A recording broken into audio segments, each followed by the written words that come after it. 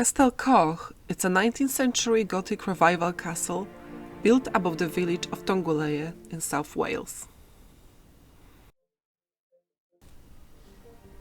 The first castle on the site was built by the Normans after 1081 to protect the newly conquered town of Cardiff and control the route along the Taff Gorge.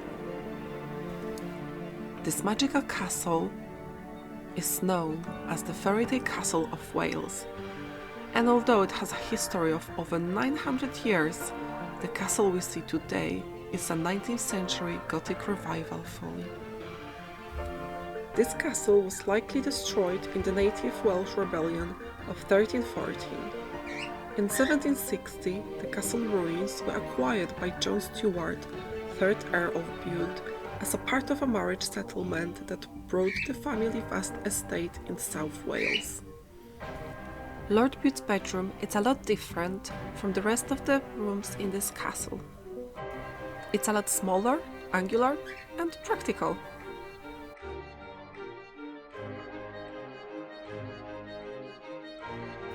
Lord Bute, as one of the Britain's wealthiest men, he employed the architect William Burgess to rebuild the castle as an occasional summer country home.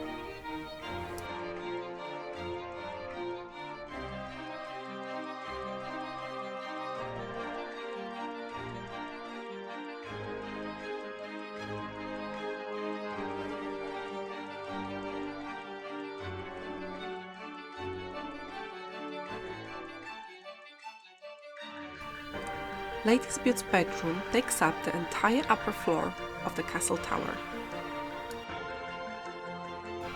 It's decorated in a Moorish style similar to the Arab room at Cardiff Castle.